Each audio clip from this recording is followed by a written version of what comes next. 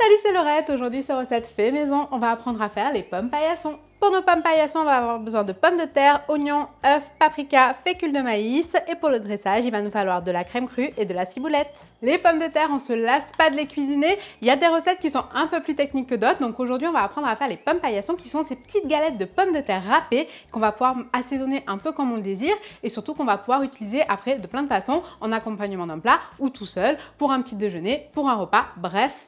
Il faut les faire.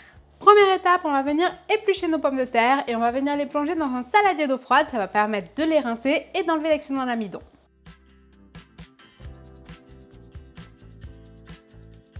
On va ensuite venir râper un oignon jaune pour avoir quelque chose de bien fin et on va râper nos pommes de terre.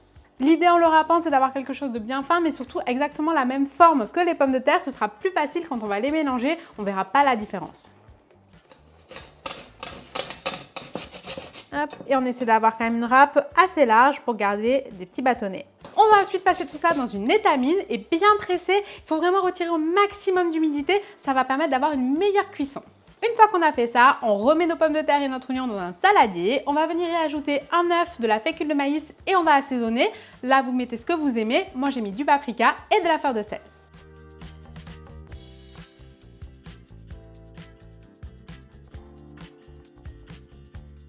Et voilà, donc là, il faut bien respecter toutes ces étapes pour avoir des jolies pommes paillassons qui vont être bien dorées à l'extérieur et bien fondantes à l'intérieur. On va pouvoir passer à la cuisson. On vient faire chauffer une poêle avec un filet d'huile de tournesol.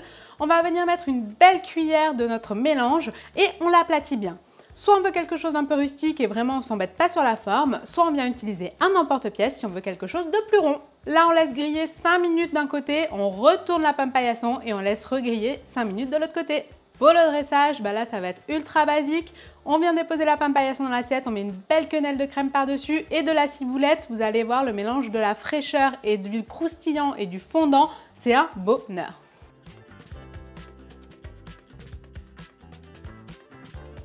Et voilà, les pommes paillassons classiques n'ont plus de secret pour vous. Amusez-vous, vous pouvez les manger avec du saumon, en accompagnement d'une viande, avec tout ce que vous voulez. Et moi je vous dis à très vite pour de nouvelles recettes. Ciao!